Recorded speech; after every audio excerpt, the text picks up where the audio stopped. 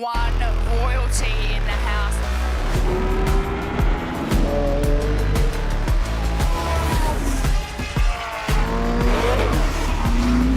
The atmosphere here has been really, really cool this weekend, so it's been nice to be a part of.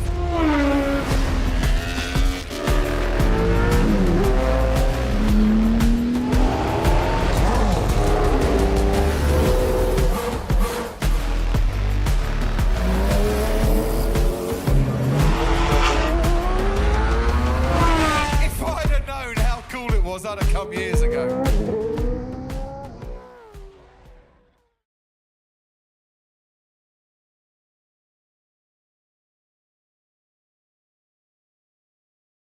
Adelaide Motorsport Festival. My name is James Baldwin. Great to have your company here for the live stream of this brilliant event. There's been plenty of action already this morning, and there's action happening right now here at Victoria Park Circuit. We're just outside of the CBD in Adelaide. Let's take you now to the Grand Marquee, where Thierry Boutsen and Damon Hill are chatting with our friend Charlie Barlow. But you avoided all of that. Yes, but there was a thing that I learned at the beginning of the race, is that listening to the car in front of me, if you don't see it, you know when it's backing off. And then when it's backing off, you think, oh, maybe the time to brake now. So that's how we could figure out how to avoid accidents. Yeah. And Damon, yourself, 94 and 95, a really tale of two different things happened to you on the streets of Adelaide. 94 was the big incident with Michael Schumacher, and then 95 you come back and won it.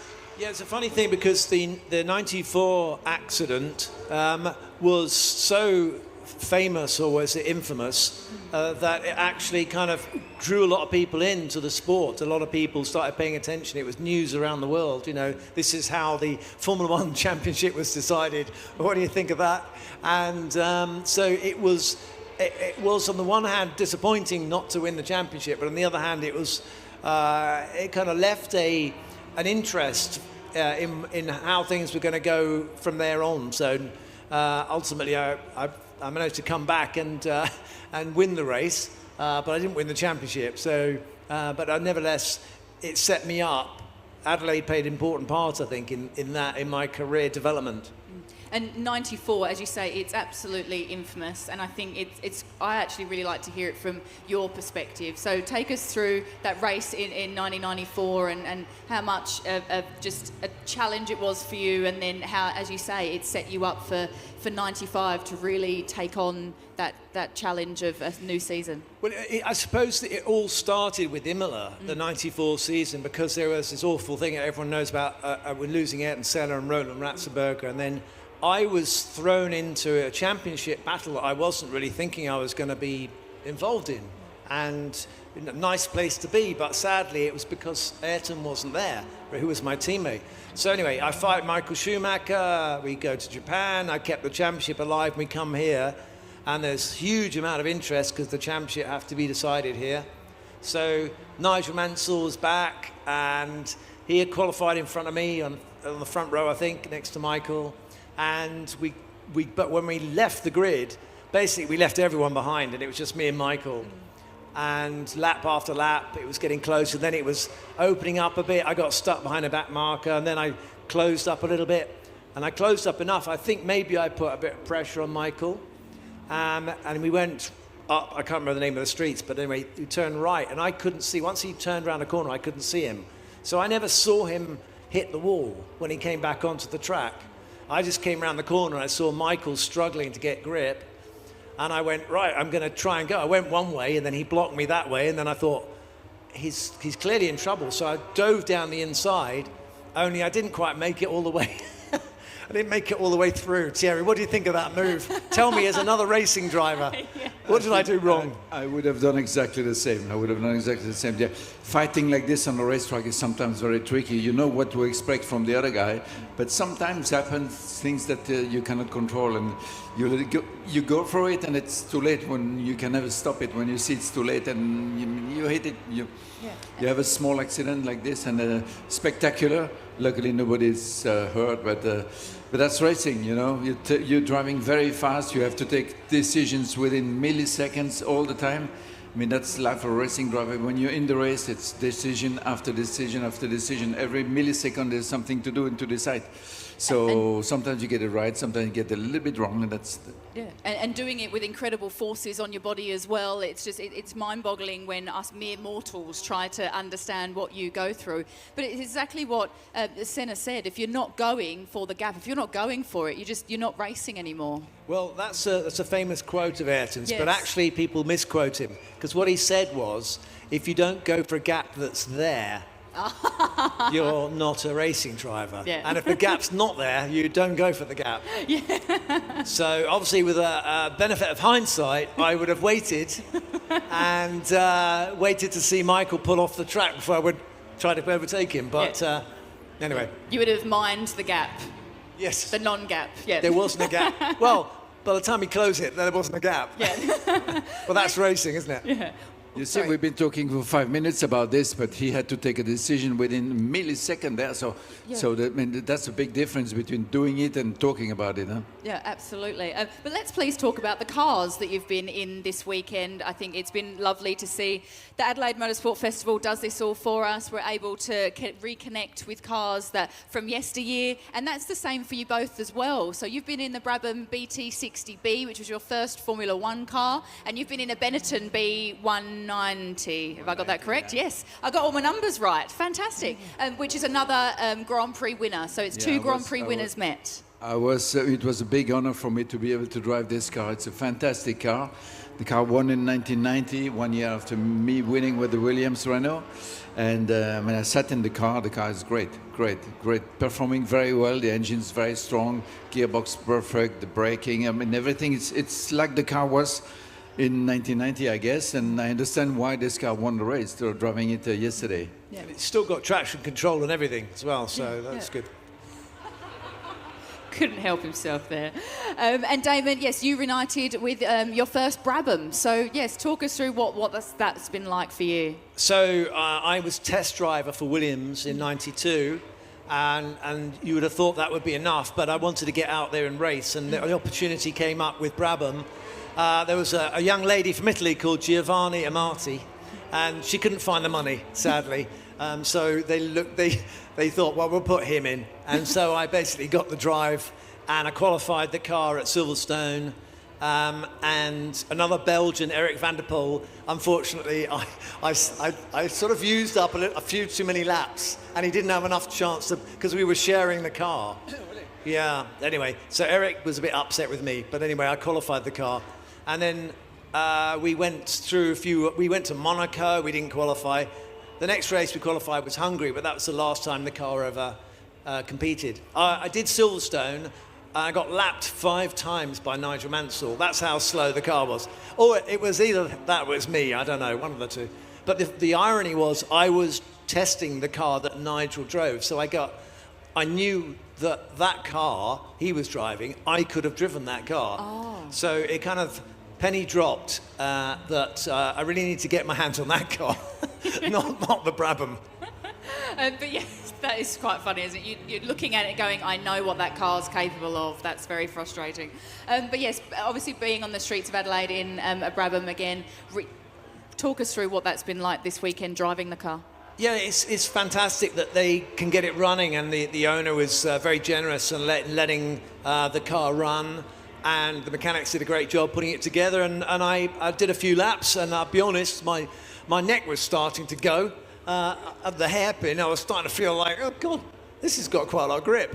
And I basically pressed on best I could, but even when I was driving in '92, I couldn't get a first and second because there's no room in the car. It's got a gear lever, it's not paddle shift, and my leg gets in the way, so I was having real trouble changing gear in there. Oh, wow. But it reminded me, but I don't want to go back and do racing anymore, so...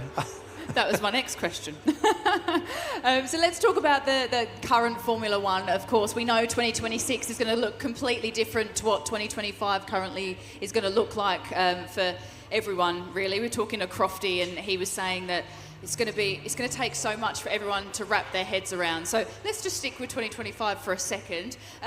We're all very excited for the season to kick off next week. Damon, I know there's so many different storylines to play out, but from your perspective, any predictions, any things that we should all be focusing on as well? I think it's a very unwise man that would make a prediction at this stage. Yes. I mean, I know that testing would indicate that McLaren are happy, but you just don't know with testing.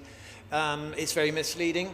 And we have a lot of shuffling around, a lot of drivers. There's young drivers to be their first full season, but you got Kimi Antonelli, unknown quantity really, on a full season. We don't know where his trajectory is. George Russell at Mercedes as well. Can they fix the problems? They were quick on at times, but not all the time. Ferrari, Lewis Hamilton. I mean, it's a big story, huge story, and they don't look that uncompetitive either. And Max have Red Bull slightly dropped below the peak of the curve. Are they a less competitive team? Can they overcompensate for that with Max driving? You know, these things are... We saw a lot of unknowns, and I think that's really good. Yeah, oh, it absolutely is. Thierry, what's your take on the current F1 paddock? At this time of the year, it's very difficult to predict anything. I mean, the winter testing, I've done it many times. I've spent 10 years in F1, and each winter was the same thing. Everybody testing, testing different things on the cars, but you don't know what the competitivity of the car is. I mean, some people can drive really, really good times, but you don't know how they did it, why they do it, I mean, in what conditions. So, but that's the good thing about the winter. I mean, there's the question marks everywhere. Now, the first race we will see who was right, who was wrong. And of course, the rookies are going to be there's so many of them. Is there anyone that you, in particular, that you see that could really impress us this year? Well, at this time, no. It's impossible. There's too many of them and too many good ones. And too many. They've all proven to be race winners. So it's impossible to say. We will watch the first race with big interest, see what Hamilton will do with the Ferrari, see what Max and all the others how they will perform, how the cars will perform, how the teams will perform. It's going to be a long season, many, many races. So we will see. I mean, I'm watching this on TV from home and enjoy watching it like that, yeah. I was going to ask, obviously, be a former F1 driver yourself, do you kind of sit on your hands and go, oh my gosh, I'd love to be in one of those cars? No, but I've done it enough, and I like to see the other people play a little bit with it now. So, no, but it's good racing. It's very interesting. The way Formula One goes, it's more excitement, more teams getting very, very close to each other. So it's good. It's good for racing. Fantastic. Well, we might see if we can open up for some fan questions, because I know some of you have been waiting a long time, obviously, to see Damon and Thierry. So if I could get someone to run around with a microphone, or I can do it. Thank you, Courtney. Appreciate it. So if you want to pop your hand up and you're able to ask Damon and Thierry any questions, the gentleman over here in a grey T-shirt, sir, that works well. I might just have to fill for a moment because I just threw everybody under the bus with no warning whatsoever. If I could get you to hold the microphone pretty close to your mouth, please. Pretend you're a rapper. Give us your name and your question. Hello. Yep. Hi, I'm John. Welcome to Adelaide, Damon and Thierry. Great to have you back.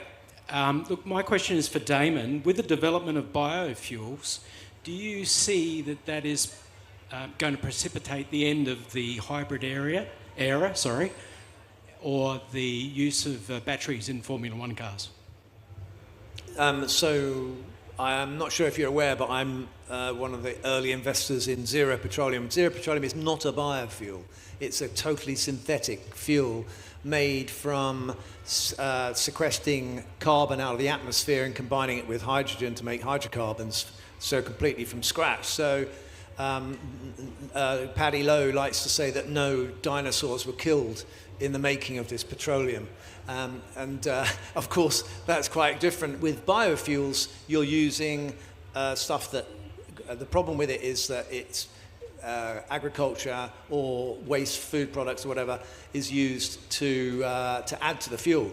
And so I think it's ethanol or whatever. But anyway, they're going to have a greater percentage of renewable, non-fossil, I should say, fuel in the car. Is that something that will disappear if they, change from hybrids I think that the future is very uncertain at the moment. We just don't know. I mean, you've got Donald Trump saying, drill, baby, drill.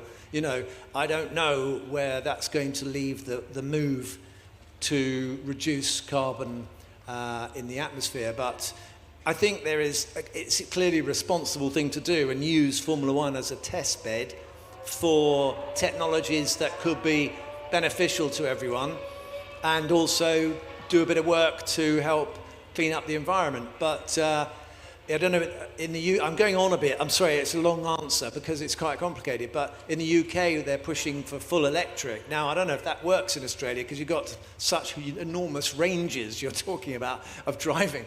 In the UK it's quite a small country, so full electric is not that unfeasible, but that would mean there's no biofuel or fuel. And the reason they want electric is because of pollution. So we don't want to be putting any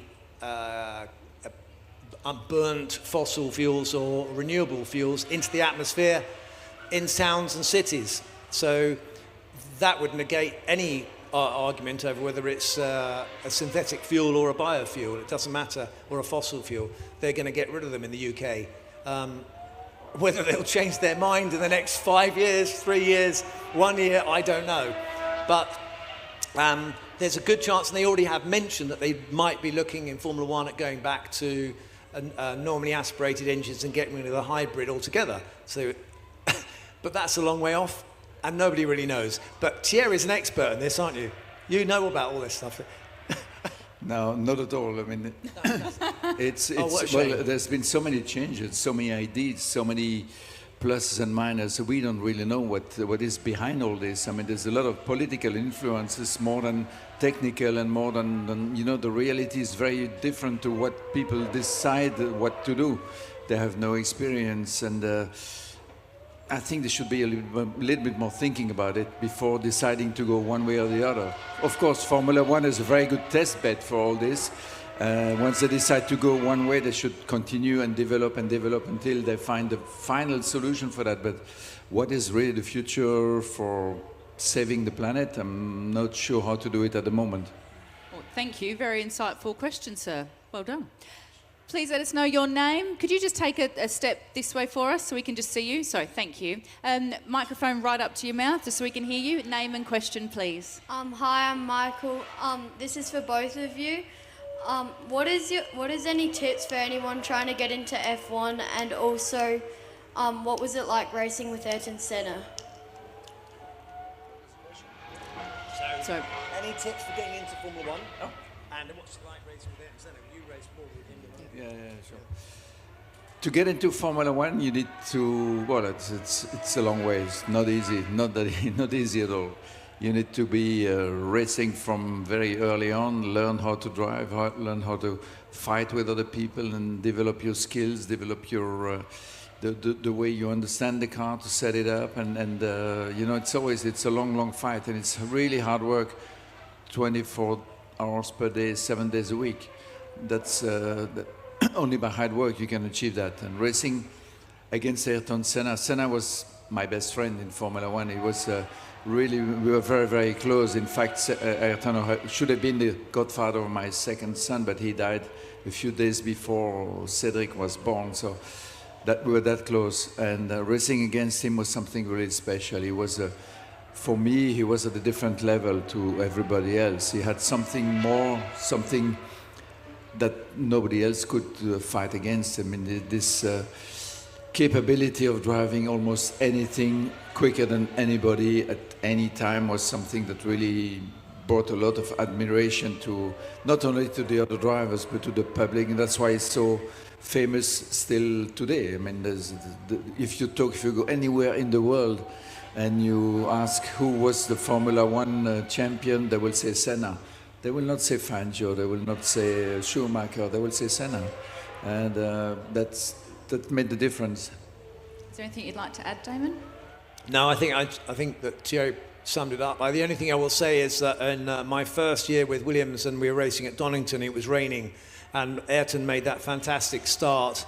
And every time I look at the replay of it now, I kicked myself because I thought, why did I let him go so easily?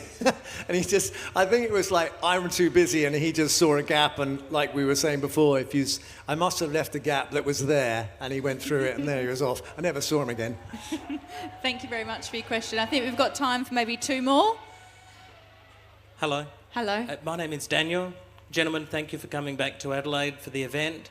My question to you both, I know your careers were either side, of course, of Adelaide during and before and after, but look, my question is, who would you, in terms of wheel-to-wheel racing, want to go up against one-on-one around the Adelaide Street Circuit if you had the chance? And what would be your favourite Formula One car to do it in? So who would I want to race against round out? I don't want to race anyone. I just want... Sorry, Thierry, but I mean... It's horrible when you've got all the others trying to beat you. It's much nicer when you've got the track all to yourself. There's something you need to do for a stage. I mean, to be competitive and to fight for the World Championship is something that you can only do for a certain period of time. Once you retire from that, I mean, you can do some enjoyment races like Goodwood, like auto race or Masters, historic races, but not to the same level for sure. So I'd like to race against anybody, but at my speed. Would you like to race me? Okay, you I want think to go we had a race yesterday. I'll take the Benetton, you take the... Yeah, no, I'm taking that one. Yes, I know which car you want to do it in, absolutely. Alrighty, this is my friend Charles, everyone. Charles, are we sitting down doing this one? Gentlemen, just so you know, Charles actually runs a very good Formula One podcast. He's a young man and he's looking to start his journey in reporting on Formula One. So, Charles, far away with your question. I'm Charles, of course, and question for Damon and Thierry. You've raced some absolute legends, but is there any drivers in the current grid that could be comparable, either personality or driving, to maybe the likes of Damon Hill or Ayrton Senna, possibly comparable to maybe Max or Charles? So yeah, comparing drivers is an interesting one, isn't it? Because you can sort of look at it and kind of go, he's a bit like this other driver, their style. And I would say that there are similarities between the way Michael raced and Max races. Full commitment, ruthless. So you might say they're of a similar type. The kind of, I would say, the artist drivers. Obviously, Thierry's an artist driver, and Jackie Stewart and Alain Prost. It seems he's Jenson Button. They make it look easy, and they don't look. And then there's the Nigel Mansell, who is perhaps in the Keke Rosberg, Alan Jones category of. You can feel the kind of machismo coming out in the car, but I don't know. I don't know what category I fall into. I will say that whenever I try to drive like anybody else, I couldn't do it. I had to drive like I did it. So trying to copy as a driver, trying to copy someone else is not a good thing to do. I don't think. It's not a good solution. That's for sure. I mean, each driver has got his own character, his own history in racing, also his own experience. I like to have a car which is very docile, no oversteer, a little bit of understeer. I mean, it's a setup that works very well almost everywhere. But some people like to have oversteer. Some people, some like to have a very nervous car. I didn't want that. So you cannot compare. I mean, the setup of each car, even the same team, they were always different by small quantities sometimes, by big quantities some other times, but always different because you adapt it to yourself, to your way of driving the car, which is different to the other people.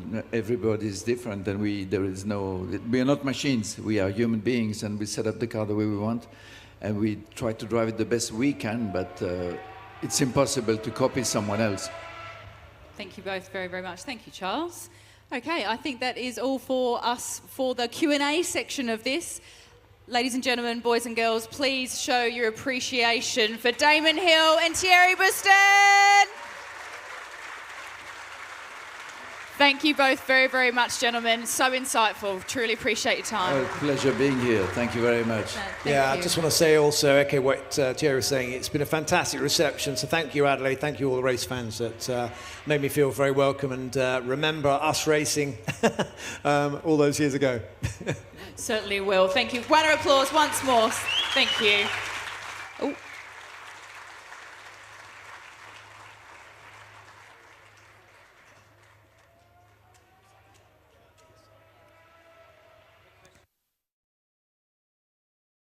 A massive thank you to Thierry Boutsen and, of course, Damon Hill and Charlie Barlow for doing an incredible job. This is just one of the many, many things you can do here at the Repco Adelaide Motorsport Festival. There's so much more, and I was lucky enough this morning to check out a whole range of other things.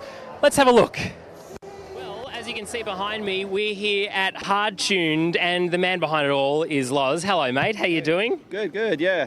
So, this is a pretty epic car. We'll talk about Hard Tuned in just a second. Talk us through what I am witnessing here, because it looks epic. Okay, so it's been about a 2-year build process, and we've got a R35 GDR with a 8-litre Dodge Viper V10, fully built Cavallo setup, so 2,500 horsepower engine build on the engine, about 4,000 horsepower worth of turbos. At the moment, it's running low boost 14 psi, so 1,000 horsepower, 1,500 newton meters. Clearly very passionate about this brilliant car. This is, to me, a great representation visually of what Hard Tuned is. Talk to us about what Hard Tuned is. Yeah, so essentially Hard Tuned was Australia's largest car website for many years, and owners forum, community, whatnot. I think so many passionate people helped out build it as a community, and then it sort of twisted to and sort of pivoted to a clothing brand, I guess, and merchandising. And so yeah, basically we supply streetwear to race teams and to people around the world. I think we sell into 143 countries now. Australia is probably 10% of our market. We're big in America, big in Europe, and just promoting mainly drift and JDM culture to the rest of the world. I love JDM culture. Let's have a look at some of this merch, mate. Show us over here. Let's have a look, Josh, at some of this stuff. Now, if you're a JDM nut like I am as well, of course, there's plenty of really cool cars here this weekend at Adelaide Motorsport Festival, but you've got some of the classics here, and I can see a Silvia cap right in the middle, which I'm sure is a bit popular. Yeah, definitely. It all started with NissanSilvia.com, so that was my first sort of business endeavour, and Silvias have always been close to my heart. I think they're the proven drift chassis, isn't it? So yeah, we've still got a couple of 180s in our team and a Sil 80 and Barra S14 now we've added to our team. So yeah, they're just they're proven chassis, you know. So we love the Silvias, definitely. Well, Loz is one of the many traders here this weekend at the Repco Adelaide Motorsport Festival for 2025. Clearly very passionate. Some really, really cool cars on display, some really cool merch on display. Mate, thank you very much. Really appreciate it. Thank you. All right, another really cool trader here this weekend at the Repco Adelaide Motorsport Festival is Haltech, and I've got Anna from Haltech here. Hello, mate. How you doing? Good, thanks. Yourself? I'm very, very well. And Haltech is, for those in sort of the car modification scene, or if you like, I don't know, YouTube channels like Mighty Car Mods, you will know what Haltech is. But why don't you give us a bit of an overview of what the company does? So Haltech is an engine management systems company. So we create ECUs, power distribution, and do all the fun things. We're a bit of a fun company. We're the company that you come to when you're building a cool car, and obviously want to make it safe and do all the things you need it to do. So cool cars. There's a cool car behind us here under the tent. In terms of like projects that come through the Haltech workshop in Sydney and people who are inquiring, is there something that sort of stood out to you as like the most ridiculous or the most cool? This car on its own is already pretty ridiculous and pretty cool. As you can see, the engine does sit back. It is an RB in there. And yeah, it's definitely had a lot of interest. In terms of cool cars in general, I mean, this is pretty up there. There's probably too many to count, really. That's always a good problem to have from a business point of view, isn't it? In terms of how you found the Motorsport Festival this weekend and the crowd interactions, has there been something that sort of stood out to you as a favourite part so far? Well, it's been interesting because it's hot. It's very, very warm. But no, the crowd's been fantastic. Everyone's been so lovely. It's been really nice to meet so many different people and all different walks of life as well. There's so many people here that are interested in, different things compared to what we're used to, but also obviously our people as well that come and follow us around the country, basically. They do, and you've got a really cool crew working here. Lots of merch, lots of cool ideas. I'm sure if someone wants to come down and have a chat to you about it, you're here ready to have a chat back. Absolutely. We've got all our merchandise as always, and our tech team's here ready to answer any of your questions. Mate, thank you so much. This is Haltech down at the Adelaide Motorsport Festival, one of many cool traders here this weekend.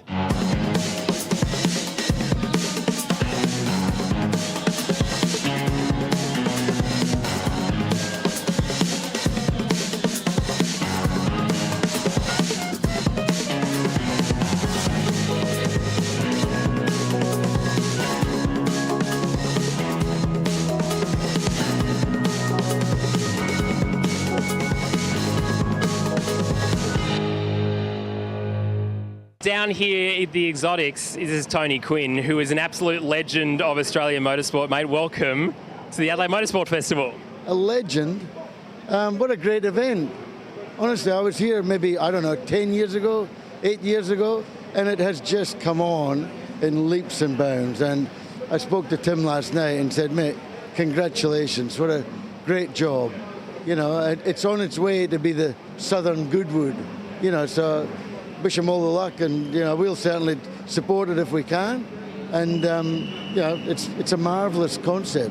And good on South Australian government, Adelaide itself, because I know how much disruption it can be, but it's a great event, so. And thanks for letting us drive around the track, it's good. You're driving some cool cars, including this one. Can you talk to us about this?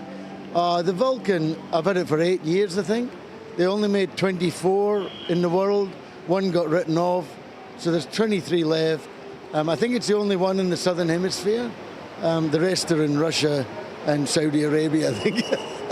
I don't know. But it's a lovely car to drive. It's air-conditioned. It hasn't got a radio or a cassette player. So, it's not all there, but no, it's a lovely car.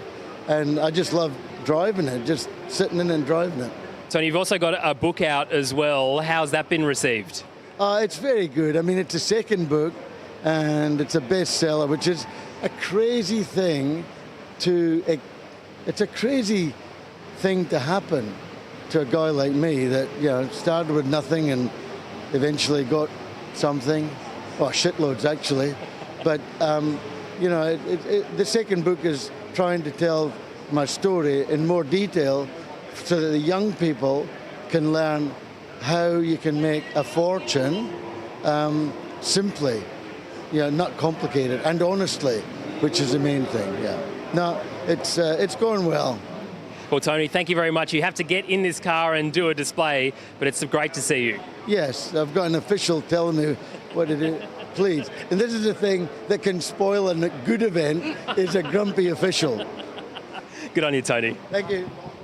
Well, here at the Adelaide Motorsport Festival for 2025, we are very thankful to our title sponsor, Repco, and we are at the Repco stand right now. Some really cool cars here. Let's have a quick walk around.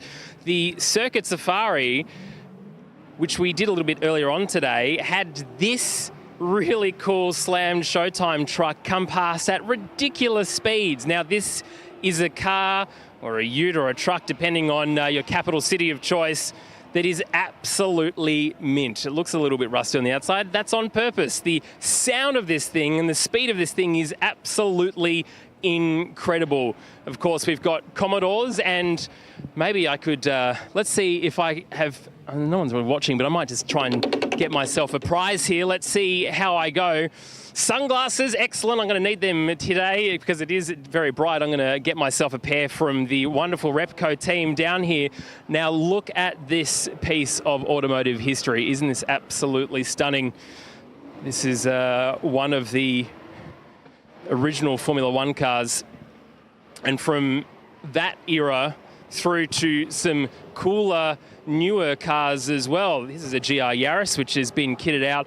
Of course, we've got things like Hoonigan, which as soon as you see that on the side of any car, you know it likes to go sideways. This is the Showtime Mustang that takes itself out at supercars events too.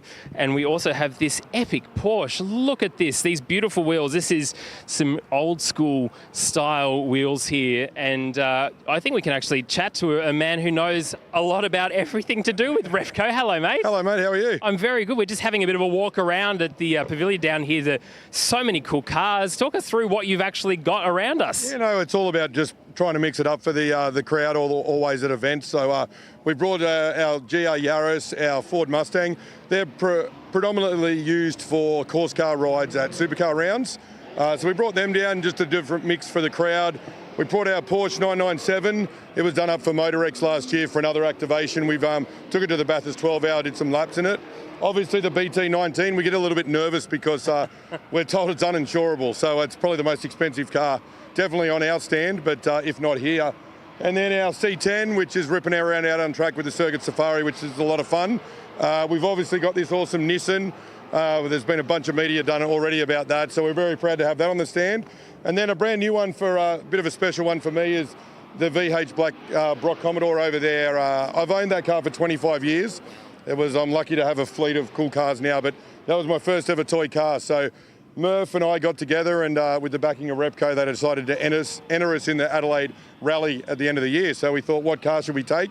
Murph loves Commodores. We pulled that out. It's been in storage for 8 years, so we pulled it out, and we're going to be coming back here to rip through the Adelaide Hills in November, which should be a lot of fun. Me and Murph did a bit of practice yesterday in the C10 around the track, and we argued after one lap, but a kilometre and a half. So not sure how it's going to go going through the hills. We don't know who the co-driver is yet, but should be a bunch of fun. But as I said, we're about to do some giveaways now for all the lucky crowd and the fans here. And Murph comes down, and he's a bit of a giveaway clown. He just throws stuff out, so doesn't stick by the rules, but it's a lot of fun.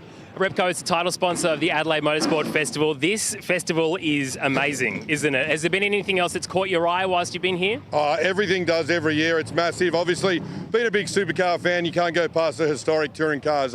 Love them. A little bit older category this year, which is awesome. The VK, obviously a crowd favourite. But everything that's here, the drifters are going full track this year. Absolutely insane. But it's just the mix of the crowd, the mix of the cars and the mix of the people, I think is great for the event in Adelaide. But everyone talks about it all year round to come here. It's a bit of fun. It's not a massive track. You can't really get into trouble, but it's enough to give the crowd some energy with the cars, and they get to see what these cars are made of. And, the cars that you see from an old, 180S, drifting around the track to a $10 million car from the UK, one-off hand-built hypercar, which is very exciting.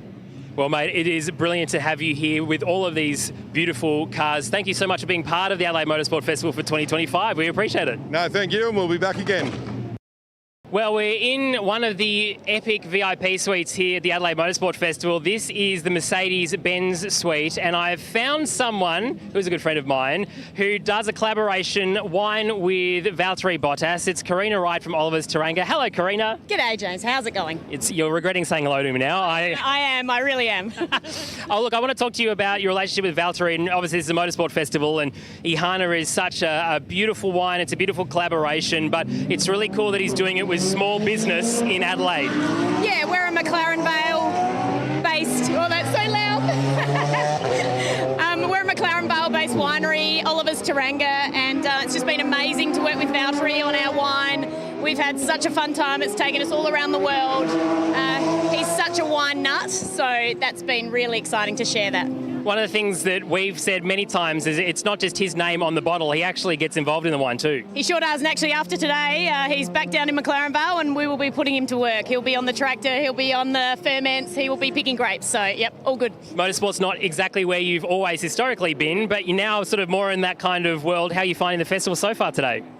Loud, amazing. It's just nice to be out of the winery, to be honest. It's vintage time for us at the moment, so anything other than looking at grapes and wine just for 1 second is amazing. Well, this is Karina Wright. She's an absolute legend of McLaren Vale and, of course, wine. Thank you so much. Cheers.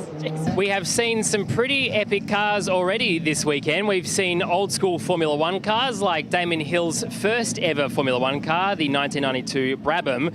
We've also got some mind-blowing exotic cars. In front of me here, a Ferrari F40, and this car was put out the front of Ferrari headquarters when Lewis Hamilton first appeared in Ferrari this year, because it's his favourite Ferrari, and just over from it, a car that is absolutely epic in every single way. A progression from the Ferrari F40, the F50, and then the Ferrari Enzo. This car was £1 million when it first came out, and it is now stunning to see. It is drawing a massive crowd here, and I've also spotted a few other cars a little bit further along in this epically expensive marquee that I think we should go and check out. Well, we've just come from the Ferraris. This is something that's really exciting me. I'm with JP. This is a Lexus LFA, a 2011 car. I've never seen one in person before, mate. It is stunning. Yeah, beautiful car. One of Japan's first supercars that they actually brought out, other than obviously the famous Skyline. But it is a magnificent car. I've had it since birth. I've racked up about 30,000 Ks on it. Most of those driven relatively hard.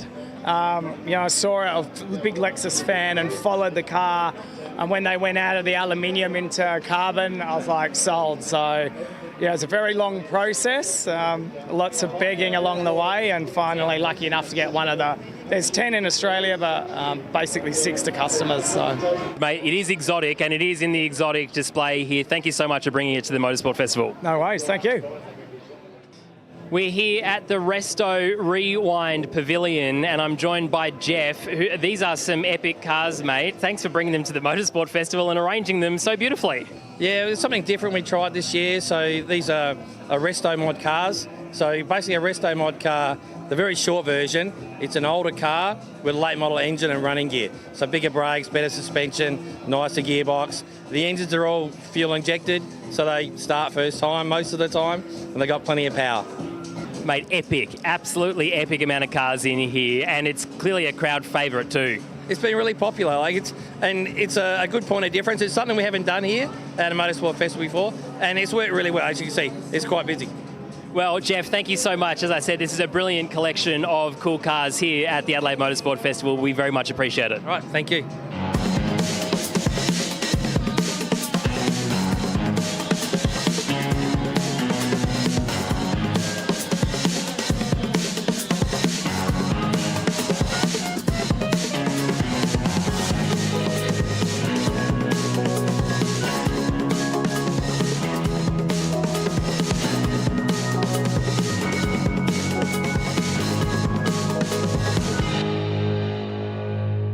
G'day and welcome to the motorcycle section of the Adelaide Motorsport Festival. I'm Mark Brax, the commentator for the bikes, and we've got a quick chance to have a wander through and have a look at some of the bikes and some of the personalities that make up this unique event that are really embracing the motorcycles. First up here, we've got a real GP heritage motorcycle. It's the Aprilia CRT machine from 2012 that Alicia Spargo ran in that year. This thing is a 1000cc V4, and it was the catalyst for Aprilia to get back into the MotoGP scene with number 41 on the fairing.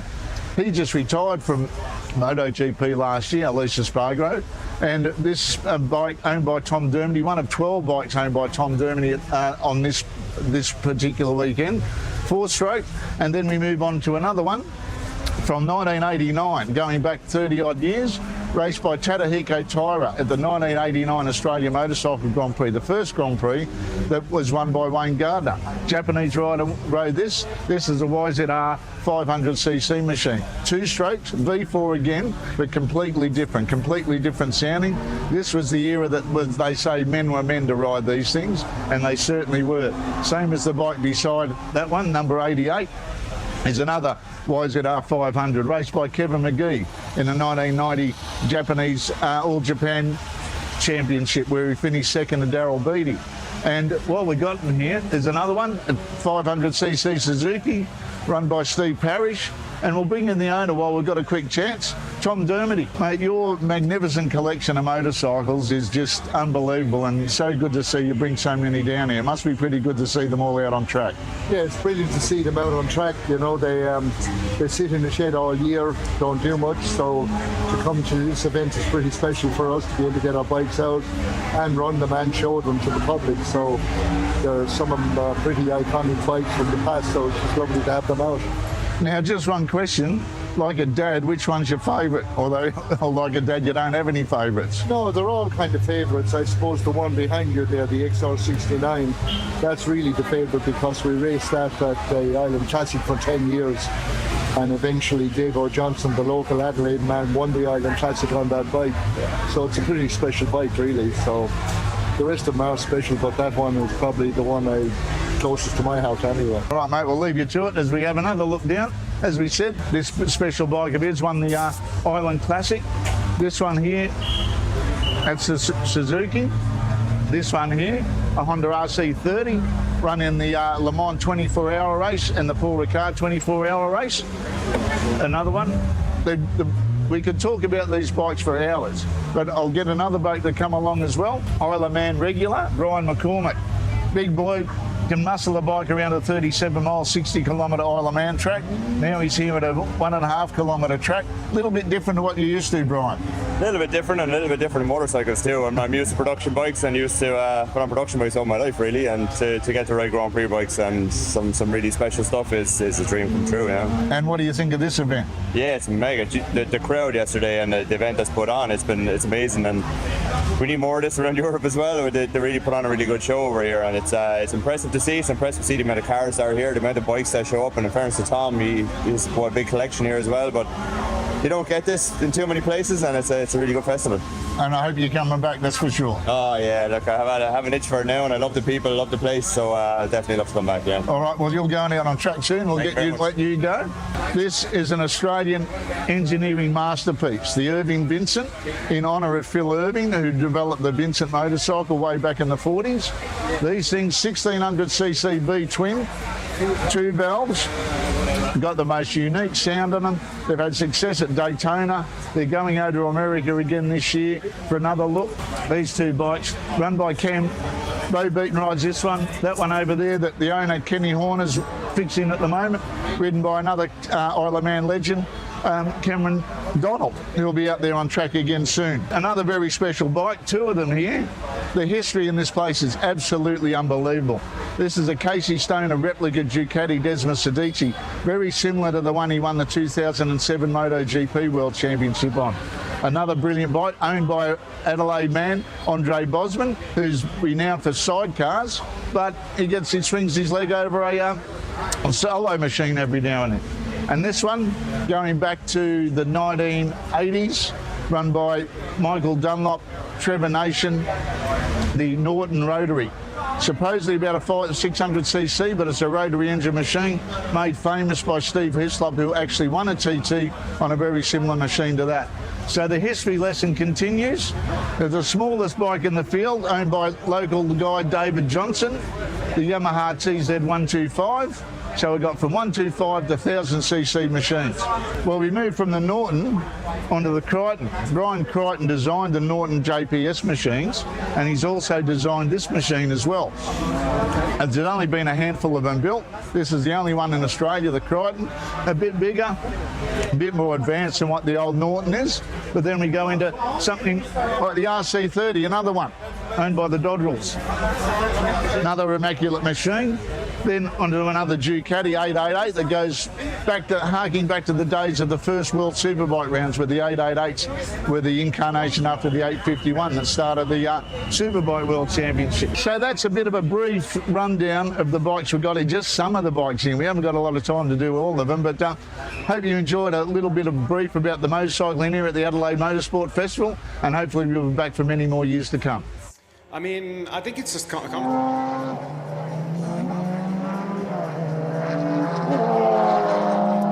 As you can see, an incredibly busy morning for me here on Sunday at the Adelaide Motorsport Festival. And I tell you what, right now, it's busy on track. We've got all kinds of Porsche Carrera 911s running around the place, and I think it's only fair before we say goodbye for this year that you get a bit of a glimpse of what's happening on track.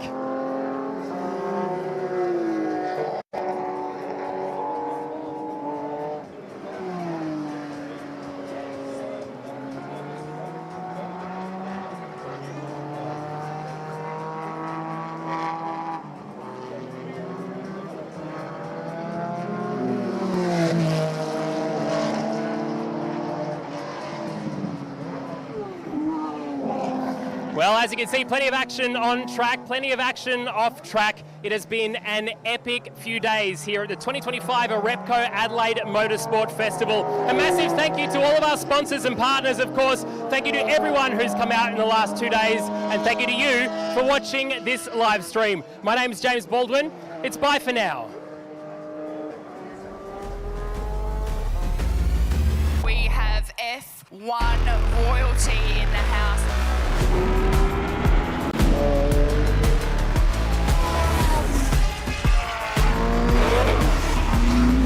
The atmosphere here has been really, really cool this weekend, so it's been nice to be a part of.